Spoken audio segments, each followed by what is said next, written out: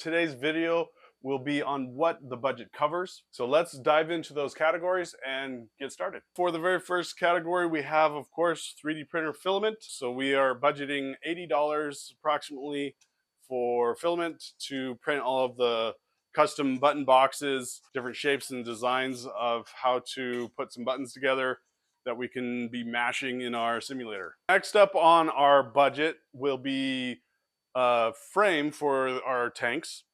We will need a modest enclosure that 2 or 3 people could fit into. We need to make ourselves a custom countertop for all of the gaming controllers and things that we are planning on building. Simulate when you shoot the cannon, we can get things to rock back and forth, maybe some bungee cords.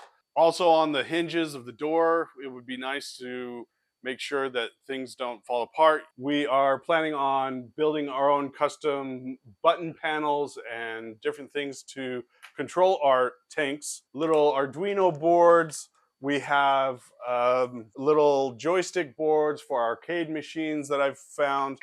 Wiring, buttons. I'm not sure if we will get into little rotary encoders or not, but we'll see. And finally, we have the category Other, which basically encompasses all of the things that I already own that I will be contributing to the project. Let's hope that we don't exceed the budget, and if we go under, great. And until next time, keep commanding that battlefield.